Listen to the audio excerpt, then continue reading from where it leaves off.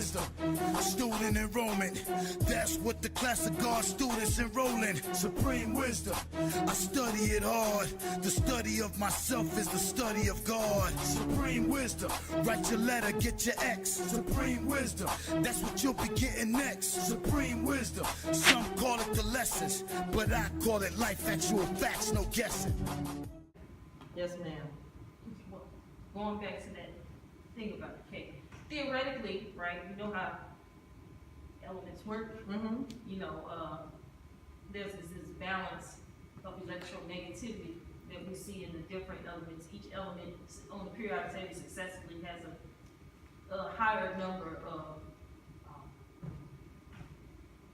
protons in it, right? Mm-hmm. And then that proton count has to be And balanced. electrons. Yeah, but the proton count has to be balanced. So Yeah. it has to be balanced with electrons. Uh-huh. And when you have these different imbalances, and also the neutrons, but when you have these different imbalances, you cause things like isotopes, Mm-hmm. and you also have what we call radioactive, Mm-hmm.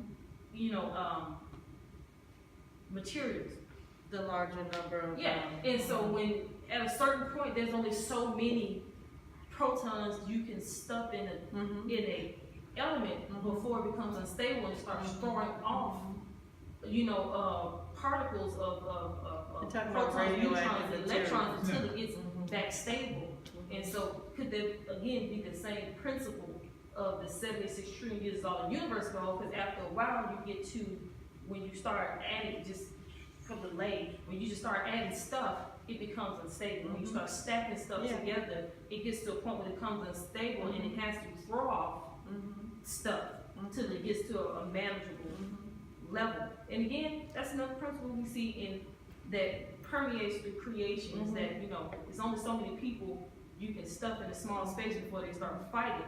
And then they would kill each other, and then to get to a point where the population is now controlled. That's how population control happens in the animal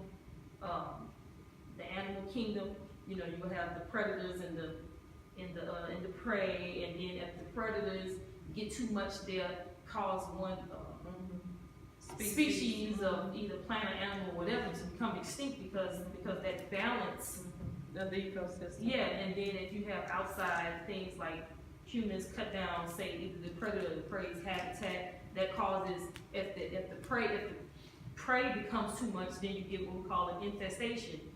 And when you have not enough prey, you get an extinction. And so it's about maintaining this balance. It is. While growth is happening. And again, if you're going to get, we want to get to where we have unlimited progress, but can you have unlimited progress if you have the same amount of stuff present at all times? That means that on the highest level, things are not changing. And so in order, you're in a steady state universe. Because things are constantly going up and down. And so, when you have a growth, you still have, at some point, you will have a what's the opposite? A decrease. You will have a decrease that balances out that growth. And if that continues to happen, in the grand scheme of things, nothing changed. Just like when we take our average of, the average. Could you just state it in plain language? What I'm saying is that it's a hypothetical, rhetorical question. Can you have unlimited progress if you have the same amount of stuff? Right. Okay. Well, in order to have, because progress implies growth, but can you grow if nothing has changed? Can you have? I understand. Yeah. Okay. Well, before we get into that, I'll just say quickly, there's a theory, this Nigerian brother, he actually was nominated for a Nobel Prize in Physics. And his theory is, it's one of those, it's called gold guts. And he has a theory that the periodic table, the elements, hydrogen and helium and all of these elements are not different stuff, they're all the same stuff. And that anything that has one electron or one proton is hydrogen. And so if you have two hydrogens, that's the next element. And the enemy calls it helium. He's saying that it's something different, but this theory says that all of these are actually, I think this is lithium, so this would be 3 hydrogens. And so what he's saying is that all of it is actually the same stuff, it's just more of the same stuff. It's not different stuff. Right. And so what you're saying is that, and I'll try to just wrap this up, Master Fard Muhammad comes and brings in a world that's perfected. And in a perfected world, you have unlimited progress.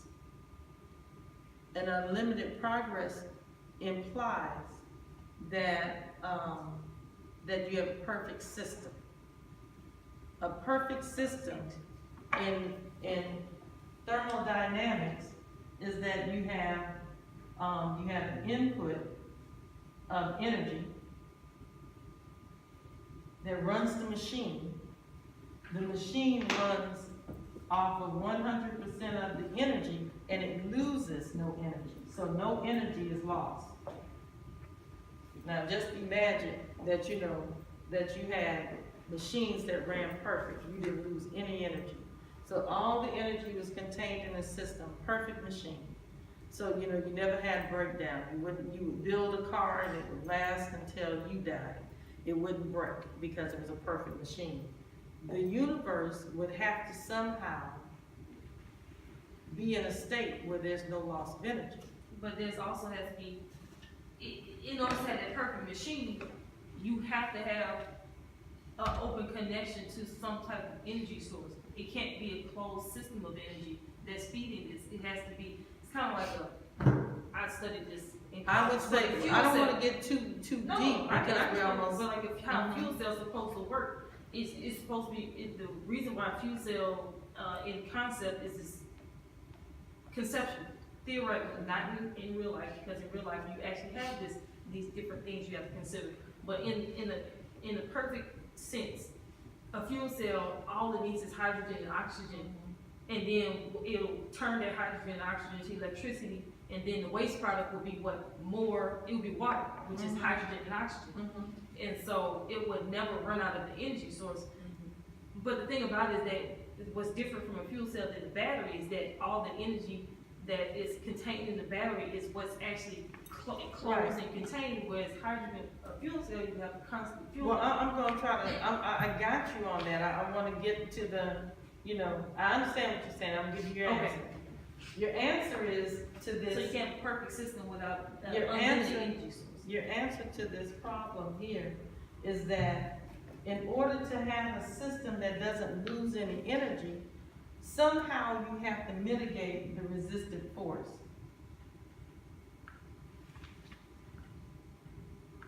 If you look up the word sin